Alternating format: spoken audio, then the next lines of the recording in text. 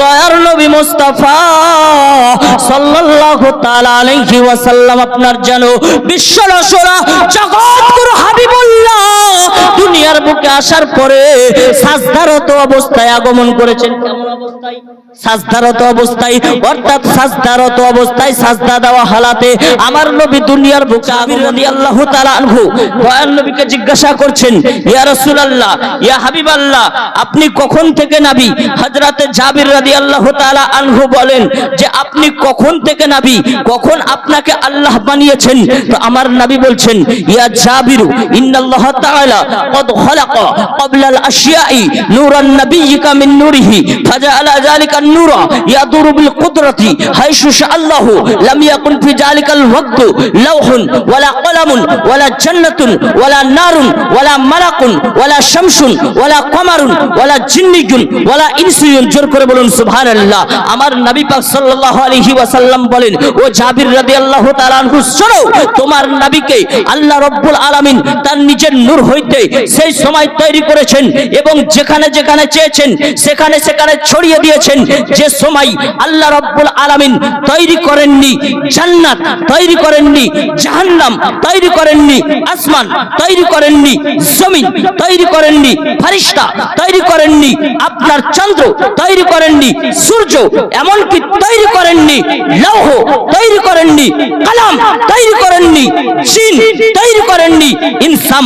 এবার আপনি বুঝে নিন যে আল্লাহর নবী কখন থেকে নবী?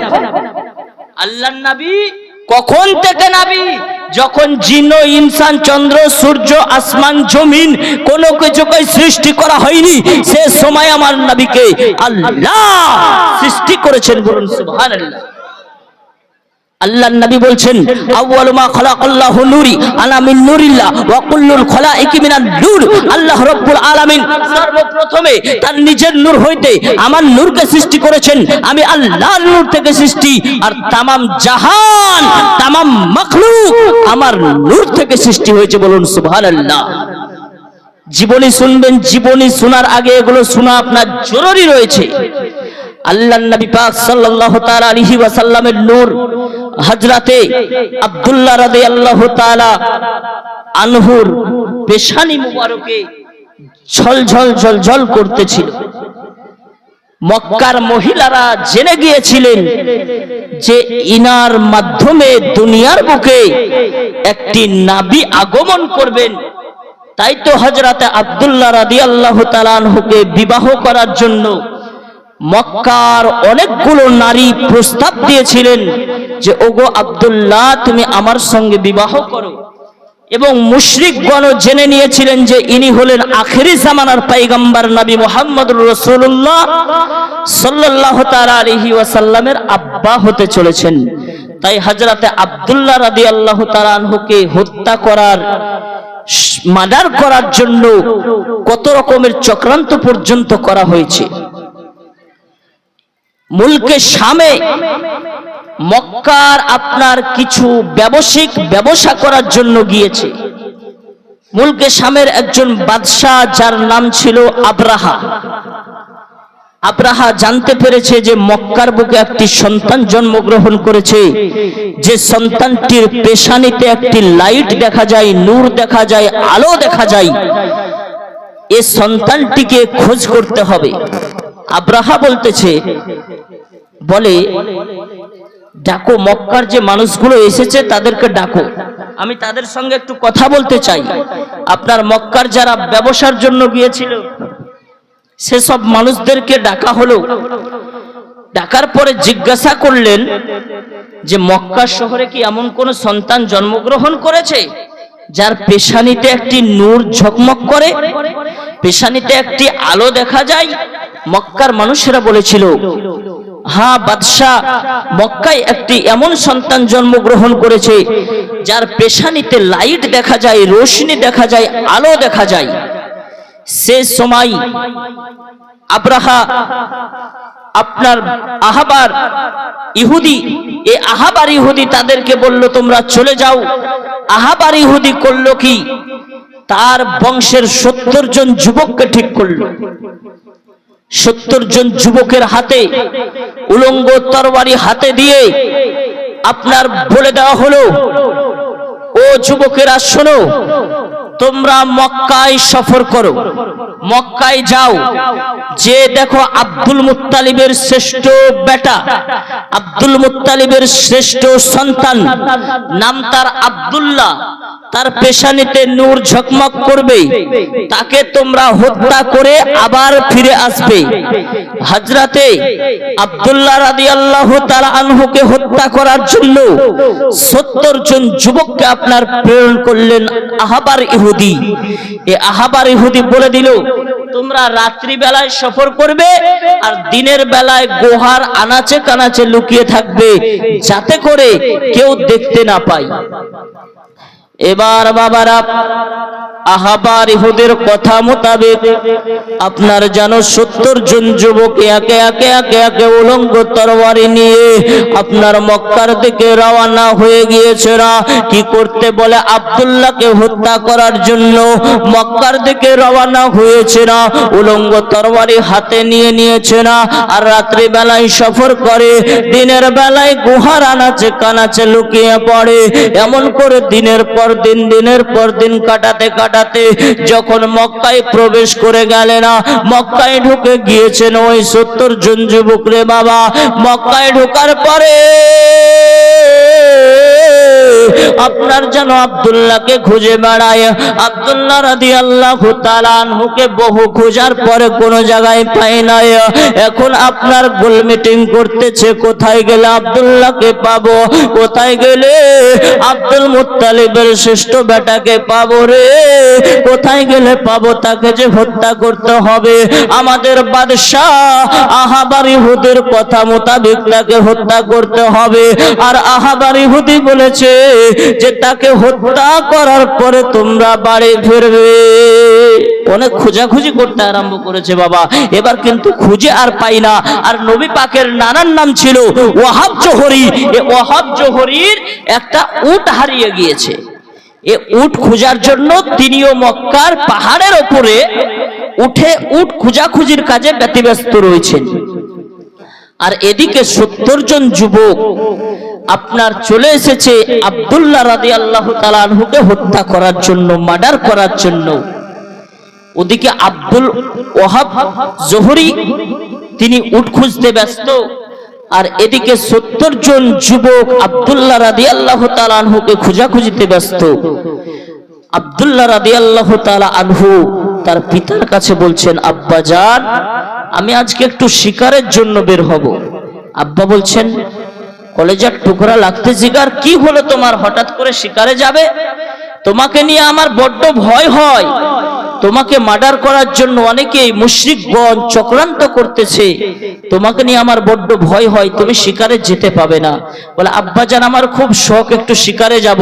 বলে, যাবে, যাও, তবে কয়েকটি বন্ধুকে সঙ্গে নিয়ে যাও।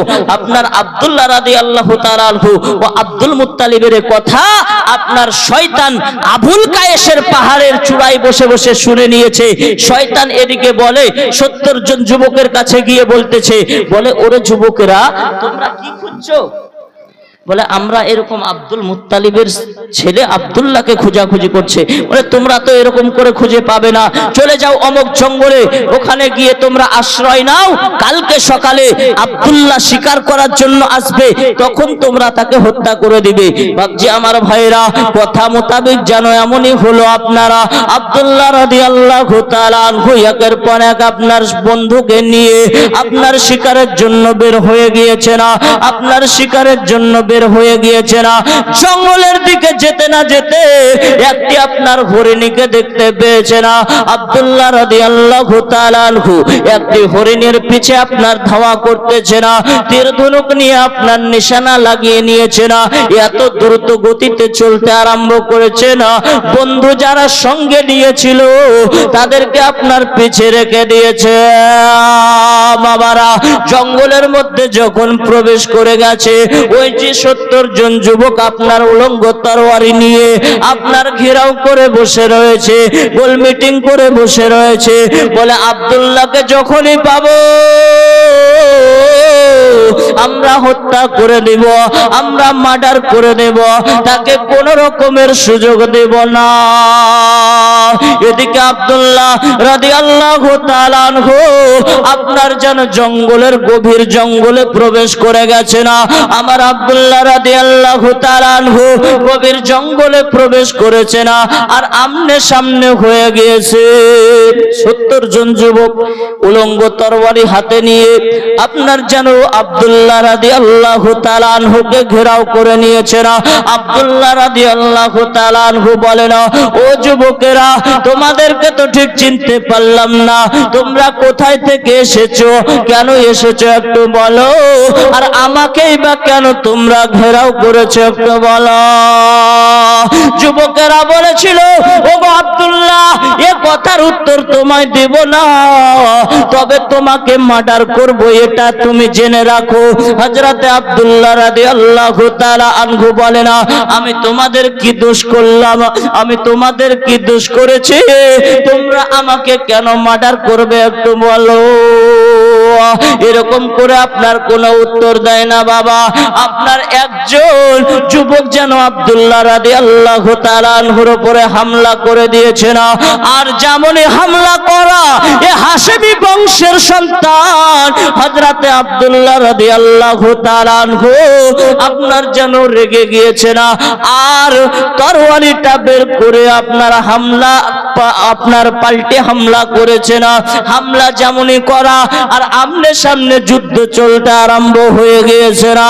আর ওয়াহাব জোহরি ওই পাহাড়ের চূড়ায় উঠে তিনার উট আপনার খুঁজতেছেন, কোন দিকে উঠ গেল। উট যখন খুঁজতে আরম্ভ করেছে না, দেখে উট খুঁজে পায় না, তবে দূর থেকে মনে হয় কোনো একজনের সঙ্গে যুদ্ধ হয়, আর ওই একজন মনে হয় আমার মক্কা দেশেরই হবে।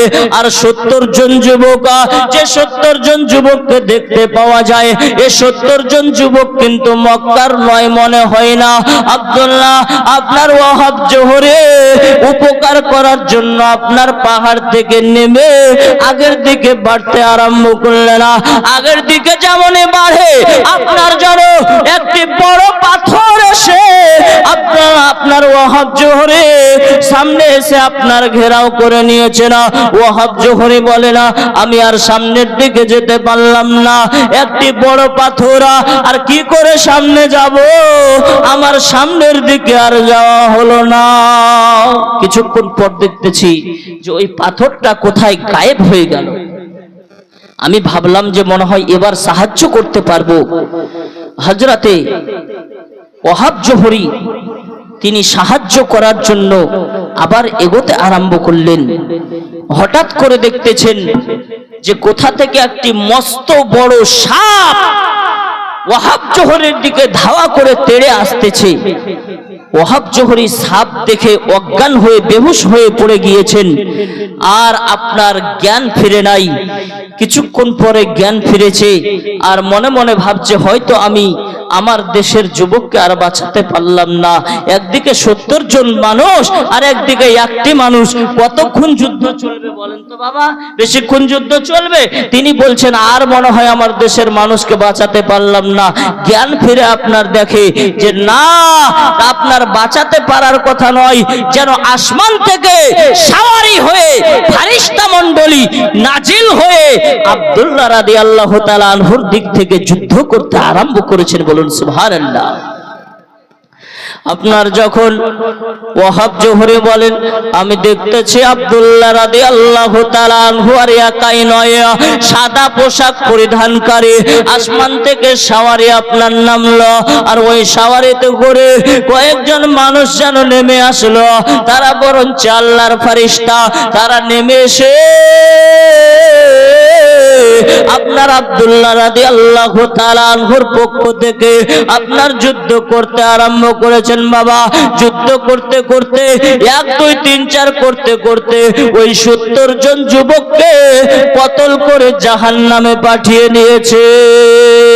ভাইরা, আপনার ওয়াহাব জোহরি বলেরা, এত সুন্দর একটা মাজরা দেখার পরে, এত সুন্দর একটা দৃশ্য দেখার পরে আমি থাকতে পারলাম না।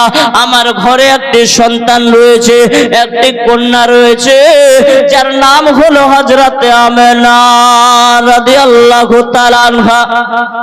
আপনার ওয়াহাব জোহরি বলছেন যে এই সন্তানটাই আমার পাত্রীর জন্য উপযুক্ত সন্তান, যার জন্য আসমানের ফারিস্তা দুনিয়াতে নাজিল হয়, সেটা দুনিয়ার কোনো সাধারণ সন্তান নয়, কোনো সাধারণ সন্তান নয়, এটাই আমার পাত্রীর জন্য উপযুক্ত পাত্র।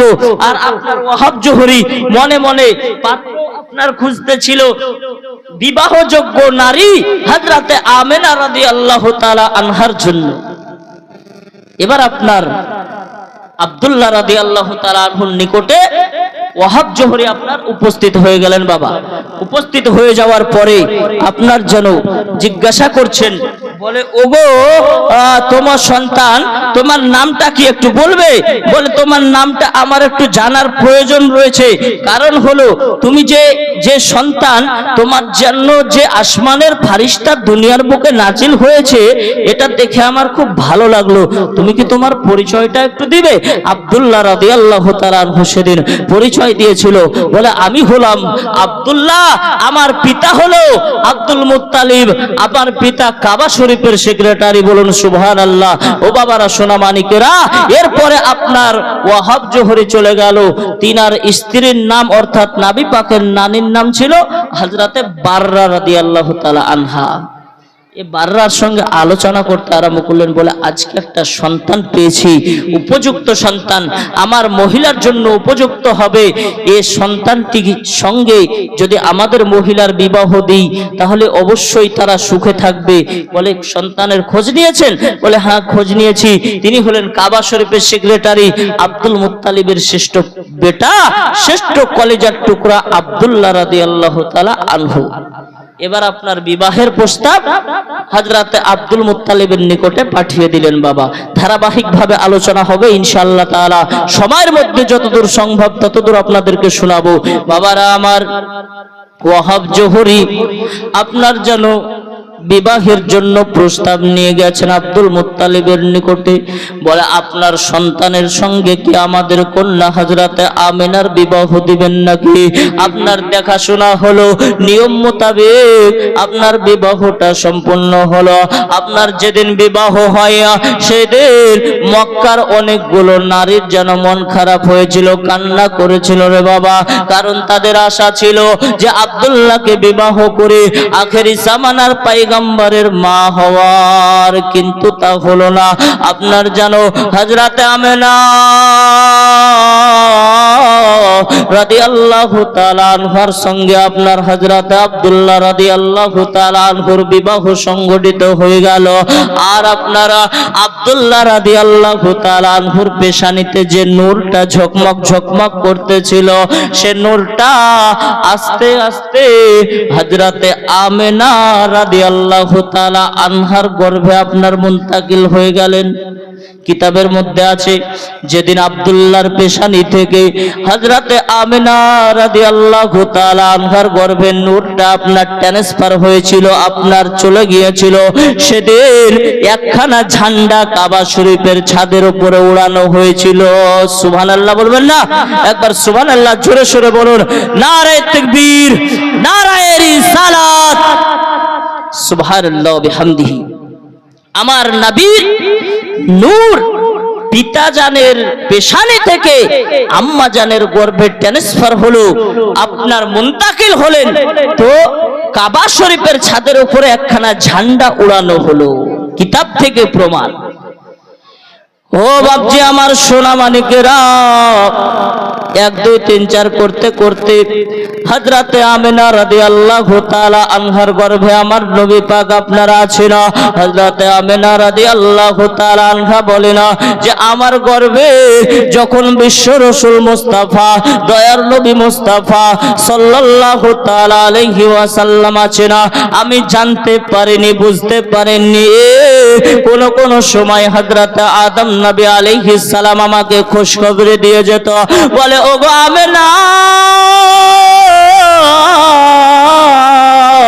তোমার গর্ভে যে সন্তানটি এসেছে সেটা দুনিয়ার কোন সাধারণ সন্তান নয়, সেটা হলো আখেরি জামানার পয়গম্বর নবী মুস্তাফা সাল্লাল্লাহু তাআলা আলাইহি ওয়াসাল্লাম।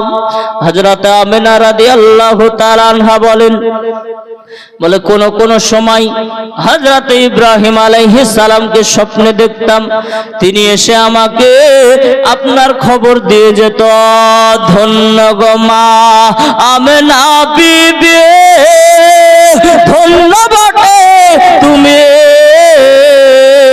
পুষ্পটিত মা গো তোমার কদম দুটে চুমে।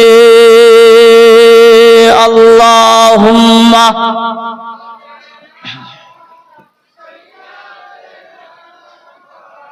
মৌলানা মুহাম্মদ ওয়ালা আলে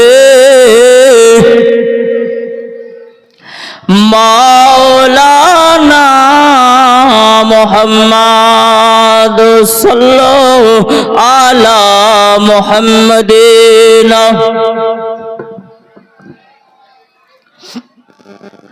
हरदम जुबान मोहम्मद, हरदम जुबान से निकलो মোহাম্মদ সাল্লাল্লাহু তাআলা আলাইহি ওয়াসাল্লাম, দয়ার নবী মুস্তাফা, মায়ের নবী মুস্তাফা আমার আম্মা জানের গর্ভে আছেন। হযরত আমিনা রাদিয়াল্লাহু তাআলা আনহা বলেন যে আমি জানতে পারিনি, বুঝতে পারিনি, কোন রকমের আঘাত পর্যন্ত পাইনি, কোন রকমের কষ্ট পর্যন্ত পাইনি। বিশ্ব রাসূল মুস্তাফা, দয়ার নবী মুস্তাফা, জগৎগুরু হাবিবুল্লাহ দয়ার নবী মুস্তাফা মায়ের গর্ভে আছেন বাবা। হযরত আমিনা রাদিয়াল্লাহু তাআলা আনহা বলেন আমি রাস্তায় যখন চলতাম, আপনারা জানেন সৌদি আরব হলো, মক্কা হলো কাকর পাথরের দেশ। যারা হাজী হজে গিয়েছেন দেখে এসেছেন, আপনার পাহাড় পর্বত বেষ্টিত একটি এলাকা হলো মক্কা মদিনা। আপনার জানো কাকর পাথরের দেশ। হযরত আমিনা রাদিয়াল্লাহু তাআলা আনহা বলেন যে আমি রাস্তায় যখন চলতাম, দেখতাম রাস্তায় কাকর পাথর গুলো আমার পায়ের নিচে যখন পড়তো, পায়ের নিচে পড়ার সঙ্গে সঙ্গে পাথর গুলো মোমে পরিণত হয়ে যেত। জোর করে বলবেন নাকি সুবহানাল্লাহ। হযরত আমিনা রাদিয়াল্লাহু তাআলা আনহা বলেন আমার পায়ের নিচে পাথর গুলো মোমে পরিণত হয়ে যেত, আমি কষ্ট পেতাম না, কষ্ট অনুভব করতাম না, আমি কোন রকমের কষ্ট পাই নাই।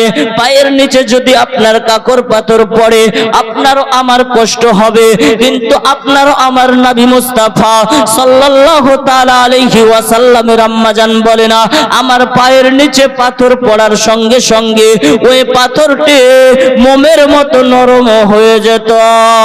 কারণগুলো বাবা একটাই, সেটা হলো আমারও আপনার নবী বিশ্বগুরু মুস্তাফা, জগৎগুরু হাবিবুল্লাহ দয়ার নবী মুস্তাফা মায়ের গর্ভে আছেন বাবা। আর মা যদি কষ্ট পায় আপনার সন্তান কষ্ট পাবে, আর সন্তান কষ্ট পেলে অর্থাৎ দয়ার নবী যদি কষ্ট পায় আমার আল্লাহ রব্বুল আলামিন স্বয়ং কষ্ট পাবে। আর আল্লাহ রব্বুল আলামিন চান না যে জগৎগুরু হাবিবুল্লাহ আম্মা জান যিনি হবেন তিনি কোন রকমের কষ্ট অনুভব করো। আপনার বাবারা সোনা মানিকেরা, হযরত আমিনা রাদিয়াল্লাহু তাআলা আনহা বলেন যে আমি রাস্তায় চলতাম তো রাস্তার পাথরগুলো পর্যন্ত আমাকে আপনার পায়ের নিচে মোমে পরিণত হয়ে যেত। কিন্তু যখন এটা তো কাকর পাথরের ঘটনা রে বাবা, যখন আপনার আসমান দিয়ে চারিন্দা পারিন্দা গুলো উড়ে উড়ে উড়ে উড়ে যেত, আমি দেখতাম যে আমার মাথার উপর দিয়ে তারা উঠতো না, দলবদ্ধভাবে আসতো ঠিকই, কিন্তু আমার মাথার উপর দিয়ে উঠতো না, দুই সাইড দিয়ে আপনার ভাগ হয়ে যেত। পারিন্দাগুলো, পাখি পক্ষীগুলো আপনার মাথার দুই সাইড দিয়ে দুটি দলে বিভক্ত হয়ে আপনারা ভাগ হয়ে উড়ে চলে যেত। তারা পাখিগুলো পর্যন্ত দয়ার নবীর সম্মান করেছেন, দয়ার নবীর আদব করেছেন রে বাবা। কারণ হলো বিশ্বগুরু মুস্তাফা, জগৎগুরু হাবিবুল্লাহ, দয়ার নবী মুস্তাফা সাল্লাল্লাহু তাআলা আলাইহি ওয়াসাল্লাম মায়ের পেটে রয়েছেন রে বাবা। আর মায়ের পেটে যখন রয়েছেন মানে দয়ার নবী আছে না। আর যদি চারিন্দা পারিন্দা মায়ের পেটে থাকার পরে ওই মায়ের ওপর দিয়ে উড়ে না যায়, একমাত্র নবীর তাজিমের কারণে, একমাত্র নবীর সম্মানের কারণে, একমাত্র নবীর তাওকিরের কারণে, একমাত্র নবী পাক সাল্লাল্লাহু তাআলা আলাইহি ওয়াসাল্লামের ইজ্জত ও আবরুর কারণে উড়ে গেলে হয়তো পাখিরা মনে মনে ভেবেছে যে বিশ্বগুরু হাবিবুল্লাহ আম্মা জানের মাথার উপর দিয়ে যদি উড়ে যায় তাহলে দয়াল নবী মুস্তাফাকে অপমান করা হবে। আর আল্লাহ রাব্বুল আলামিন পবিত্র কোরআনে বলেছেন, ওয়া রাফা'না লাকা যিকরাকা, হে বিশ্বগুরু মুস্তাফা, ওগো জগৎগুরু হাবিবুল্লাহ, আমি আপনার সম্মানকে, আমি আপনার মর্যাদাকে বুলন্দ বালা করেছি, আমি আপনার ইজ্জত আবরুকে উপরে করে দিয়েছি, আমি আপনার সম্মানকে উঁচু করে দিয়েছি।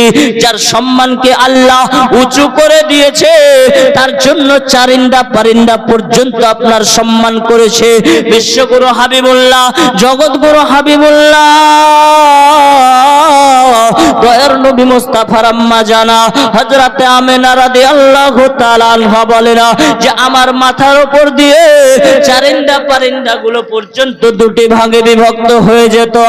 আর বাবারা একে একে একে একে একটি সময় এসেছিল, দুর্ভিক্ষ সময় এসেছিল, আসমানের পানি আপনার বর্ষণ হওয়া বন্ধ হয়ে গিয়েছিল। এত গ্রীষ্মকাল নেমে এসেছিল যে গাছপালা পশু পাখি আপনার মরতে ছিল, আপনার সবুজ ঘাসের নিশানি ছিল না, যতদূর দেখা যেত মরুভূমি আর মরুভূমি।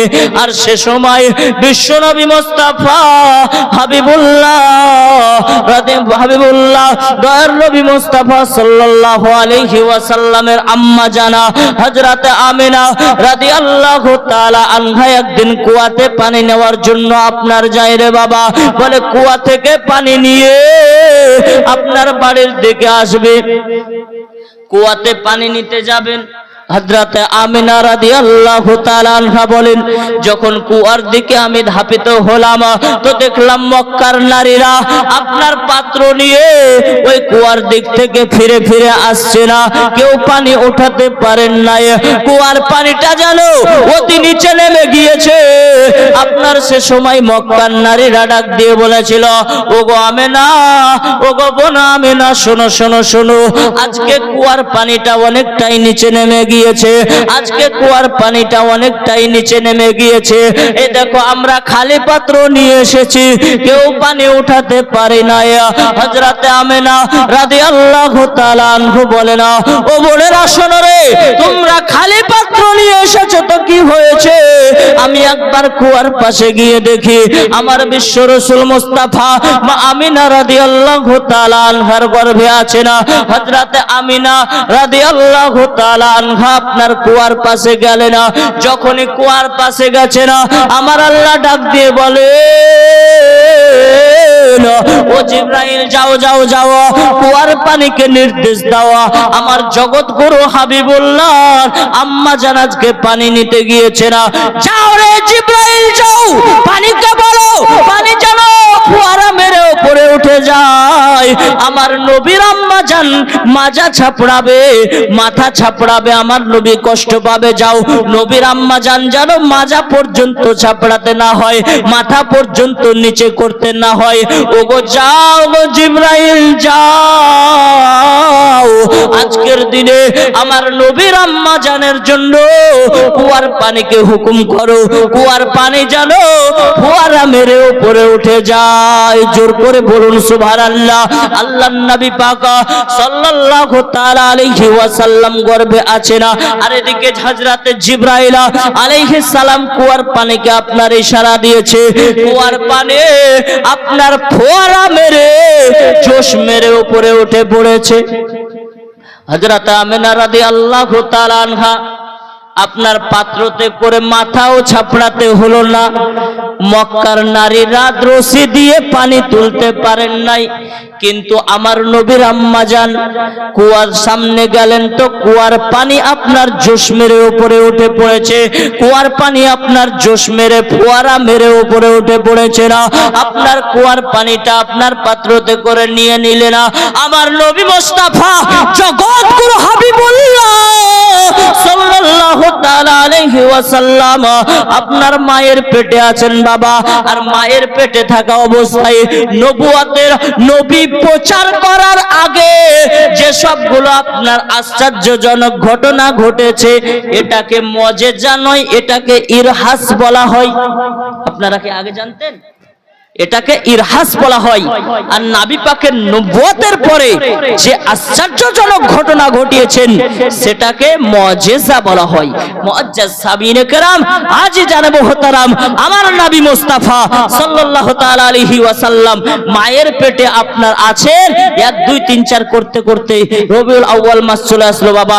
ওয়াজ সংক্ষিপ্ত করছি, ওয়াজ ঘটাচ্ছি, সমস্ত কিছু স্টেশন ধরলে বাপ আপনার আগের দিকে নিয়ে যেতে পারবো না। কিছু কিছু স্টেশন বাদ দিয়ে এক্সপ্রেসের মতো টানতে হবে, না তো বিশ্বনবীর জীবনী বলে অনেক দূর পর্যন্ত নিয়ে যাওয়া যাবে না। আপনার 7 দিনে বিশ্বনবীর জীবনী যদি বলি তো আপনার হযরত হালিমা রাদিয়াল্লাহু তাআলা আনহার বাড়ি পর্যন্ত নিয়ে যাওয়া কষ্টকর হয়ে যাবে। যদি সব প্ল্যাটফর্ম ধরি তো হযরত হালিমা রাদিয়াল্লাহু তাআলা আনহার বাড়ি পর্যন্ত নিয়ে যাওয়া যাবে না। তো কিছু কিছু লোকাল প্ল্যাটফর্ম গুলো বাদ দিয়ে ইন্টারন্যাশনাল প্ল্যাটফর্ম গুলো ধরে জীবনীটা আপনাদেরকে শোনাবো বাবা। 1 2 করতে করতে আপনার রবিউল আউয়াল মাসের 1 তারিখ চলে আসলো বাবা। এই রবিউল আউয়াল মাস যখন চলে এসেছে, আপনার রবিউল আউয়াল মাস আসার পরে 1 2 3 4 5 6 7 8 9 10 করতে করতে 12 তারিখের সুবহে সাদিকের সময় আপনার চলে আসলো। সংক্ষিপ্ত করছি, 12 তারিখ সুবহে সাদিকের সময় যখন চলে আসছে বাবারা আমার সোনা মানিকেরা, আমার নবী মুস্তাফা সাল্লাল্লাহু আলাইহি ওয়াসাল্লামের আম্মা জান বলেন আমি ঘরের মধ্যে একাই ছিলাম।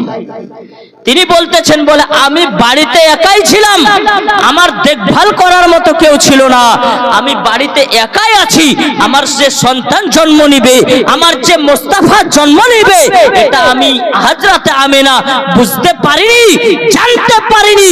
কারণ হলো এটাই, আমার আম্মা জান হযরত আমিনা রাদিয়াল্লাহু তাআলা আনহার গর্ভে আমারও আপনার মতো সন্তান নয়, তিনি বেমিসাল সন্তান আছেন। বলুন সুবহানাল্লাহ। আমারও আপনার নবী, প্রথমেই বলেছি আমারও আপনার নবী লাইট, আলো, রোশনি, জ্যোতি। আমারও আপনার নবী হলেন নূর। এবার এই প্যান্ডেলের মধ্যে কতগুলো রড লাইট বাল্ব লাগানো আছে, এই বাল্ব লাগানো আছে, তো বাল্বর আলোটা পুরো প্যান্ডেলটাকে ঘিরে আছে কিনা? এই আলোটাকে আপনি ওজন করেন তো পারবেন কি? ওজন করতে পারবেন? ওজন করা সম্ভব আছে?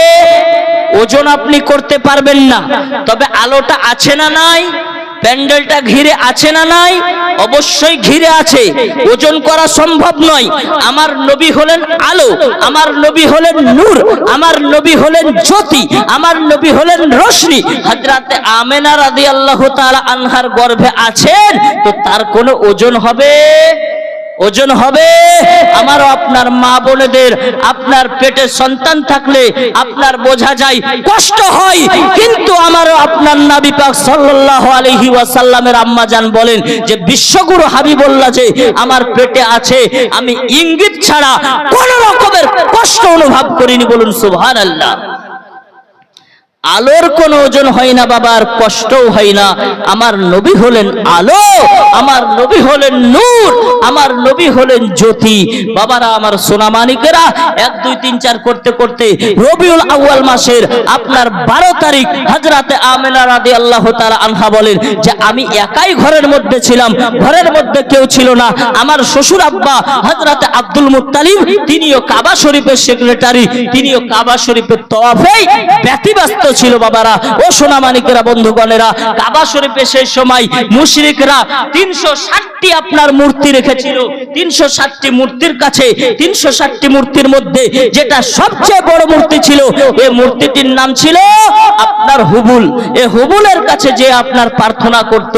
আর আপনার কাবা শরীফের ভিতরে 360টি মূর্তি আপনার এরা রেখেছিল মুশরিকরা বাবা। আর দয়ার নবী যেদিন আগমন করতেছেন, হযরতে আমেনা বলেন যে আমি ঘরে একাই ছিলাম। বাবারা আমার সোনামানিকেরা, হযরতে আমেনা রাদিয়াল্লাহু তাআলা আনহা বলেন যে আস্তে আস্তে দেখলাম যে আমার চোখের পর্দাকে উঠিয়ে নেওয়া হলো, আমার চোখের পর্দাকে উঠিয়ে নেওয়া হলো এবং আমি সমস্ত জায়গাকে দর্শন করতে আরম্ভ করলাম। দেখতেছি যে আসমান থেকে একটি নূরের সিঁড়ি নেমে আসলো। সে সিঁড়ি দিয়ে অনেকগুলো মহিলা আস্তে আস্তে নেমে আসতে আরম্ভ করলো। কিতাবের মধ্যে পাওয়া যায় 4 জন জান্নাতি নারীকে আমার নবীর খাদিম হিসাবে আল্লাহ রাব্বুল আলামিন প্রেরণ করেছেন। 4 জন জান্নাতি নারী, তারা একে একে এসে হযরতে আমেনা রাদিয়াল্লাহু তাআলা আনহার পাশে। হযরতে আমেনা রাদিয়াল্লাহু তাআলা আনহা বলেন, ও বোন, তোমাদেরকে তো ঠিক চিনতে পারলাম না, তোমরা কে গো, তোমরা কে, কোথা থেকে এসেছো বলো। আপনার তারা একে একে বলতে আরম্ভ করলেন, চিনো না গো মা আমেনা বিবি, চিনো না গো মা তুমি আদম নাবেরা স্ত্রী আমে, হাওয়া নামটি যে আমে। আর একজন বলে, চিনো না গো মা আমেনা বিবি, চিনো না গো মা তুমি নমরুদের বিবি আমে, আসিয়া নামটি যে আমে। চিনো না গো মা আমেনা বিবি, চিনো না গো মা তুমি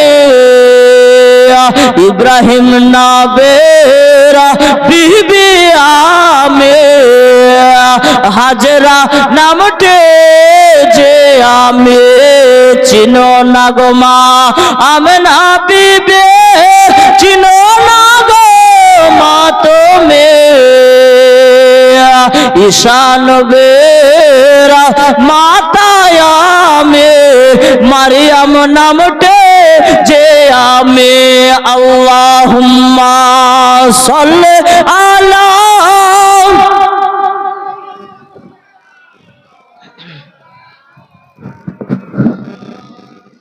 ওয়ালা আলি মাওলানা মুহাম্মদ সাল্লাল্লাহু আলা মুহাম্মাদিন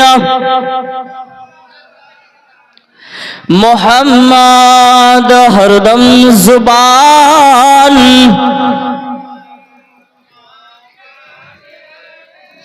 मुहम्मद हरदम जुबान से निकला शफे आना मुहम्मद सल्लल्लाहु ताला अलैहि ওয়াসাল্লাম।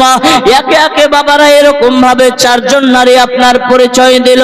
বলে আমি হলাম হযরত আদম আলা নবিয়ানা আলাইহিস সালামের স্ত্রী, নামটি হলো আমার হযরত হাওয়া রাদিয়াল্লাহু তাআলা আনহা। আর একজন ডাক দিয়ে বলেন আমি হলাম নমরুদের স্ত্রী, নামটি হলো আমার আপনার আসিয়া। আর একজন ডাক দিয়ে বলে না আমি হলাম আপনার হযরত ইব্রাহিম নবীর স্ত্রী, আমার নামটি হলো হযরত হাজেরা। আর একজন বলেন আমি হলাম হযরত ঈসা আলাইহিস সালামের আম্মা জানা, নামটি হলো আমার হযরত মারিয়াম রাদিয়াল্লাহু তাআলা আনহা। চারজন জান্নাতি নারী আপনার নবী করিম সাল্লাল্লাহু তাআলা আলাইহি ওয়াসাল্লামের খিদমতে উপস্থিত হলেন। নবী পাক সাল্লাল্লাহু তাআলা আলাইহি ওয়াসাল্লামের খিদমতি করার জন্য আপনারা জান্নাত থেকে আল্লাহ রাব্বুল আলামিন প্রেরণ করেছেন। আল্লাহ রাব্বুল আলামিন ডাক দিয়ে বলেন ও জিবরাইল যাও জান্নাতকে সুন্দর করে সাজিয়ে দাও, কারণ আমি বিশ্বগুরু হাবিবুল্লাহকে জগতের বুকে পাঠাবো, আমি বিশ্বগুরু নবীকে জগতের বুকে পাঠাবো, আর জান্নাতকে সাজানো হবে না, এটা হতে পারে না। যাও গো জিবরাইল যাও, তুমি জান্নাতকে সুন্দর করে সাজিয়ে দাও, দুনিয়াকে সুন্দর করে সাজিয়ে দাও। জাহান্নামের ফেরেশতা মালিককে বারণ করো আজকের দিনে যেন কাউকে কষ্ট না দেওয়া হয়। পুত্র সন্তান জন্ম দেওয়ার যে ডিপার্টমেন্টে ফেরেশতা আছে তাকে জানিয়ে দাও আজকের দিনে যত সন্তান জন্ম নিবে প্রত্যেকটা সন্তান যেন পুরুষ সন্তান হয়, কারণ সে সময় ছিল আইয়ামে জাহেলিয়াতের জামানা। আপনার নারী সন্তান জন্মগ্রহণ করলে ওই নারীদেরকে জীবিত দাফন করে দেওয়া হতো, জীবিত মাটির নিচে পুঁতে দেওয়া হতো। কোন মায়ের কোলে কোন মায়ের চোখ থেকে পানি ঝরবে, কোন পিতার চোখ থেকে পানি ঝরবে, আমি আল্লাহ আমার সহ্য হবে না, আমার হাবিবুল্লাহকে দুনিয়ার বুকে পাঠাবো, বিশ্বগুরু দয়ার নবী মুস্তাফাকে জগতের বুকে পাঠাবো। কোন মা কান্না করবে এটা আমি আল্লাহ দেখতে চাই না। ও জিবরাইল যাও সমস্ত ফেরেশতাদেরকে আপন আপন কাজ বুঝিয়ে দাও, সমস্ত ফেরেশতা জানো আপন আপন নিয়ম মোতাবেক আপন আপন নিয়ম অনুসারে কাজ করে। হযরত জিবরাইল আলাইহিস সালাম ফেরেশতাদের সর্দার হয়ে আপনার ফেরেশতাদের টিম নিয়ে আপনার মানুষকে কাজগুলো বুঝিয়ে দিল, সমস্ত ফেরেশতাদেরকে কাজগুলো বুঝিয়ে দিল এবং ফেরেশতাদেরকে নিয়ে আপনার যেন দুনিয়াতে আগমন করলো, ফেরেশতাদেরকে নিয়ে দুনিয়াতে আগমন করলো। বলে তোমাদের এটা কাজ যে তোমরা আজকে নবী পাক সাল্লাল্লাহু আলাইহি ওয়াসাল্লাম দুনিয়ার বুকে আগমন করবে, আর তোমরা হলো দয়ার নবীর আগমনে দুরূদ ও সালাম পড়বে। বলুন সুবহানাল্লাহ।